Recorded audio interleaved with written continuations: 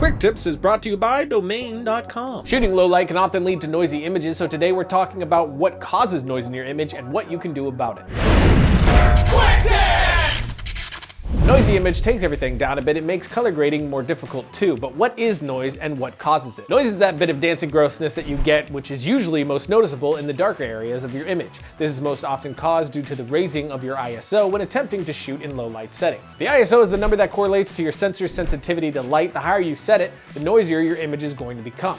The lower you set it, the less you'll get. Some cameras do much better than others with low light, like my C100 is much better than my 5D in low light, and the current king of them all is the Sony a7S, which is absolutely incredible in low light situations. But choosing a camera with good low light function isn't the only thing that you can do. To help keep your ISO as low as possible, use the fastest lens you can, meaning a lens with a low f-stop number.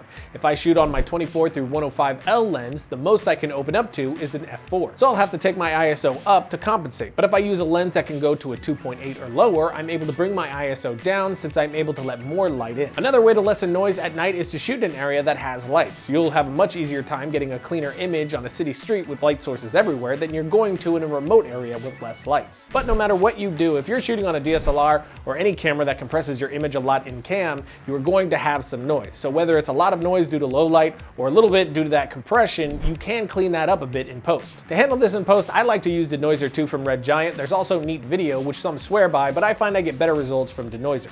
Either way, links to both of those are in the notes. With your clip in your timeline, add Denoiser and adjust the reduction to the level you want. Then of course you can tweak all the other parameters to best suit your shot. We have a full tutorial on that in a FilmRiot episode, which you can find in the notes. After I've denoised my image, if I want more of a filmic feel, I'll add grain back in using something like Film Convert. It adds that feel that you get from film and also helps clean up any obvious denoising issues. But there you have it. To get the cleanest image, keep your ISO as low as you can, shoot on a fast lens in low light to help keep that ISO low, and try to shoot around lights when in low light situations, since the most shadowed areas will give you the most trouble.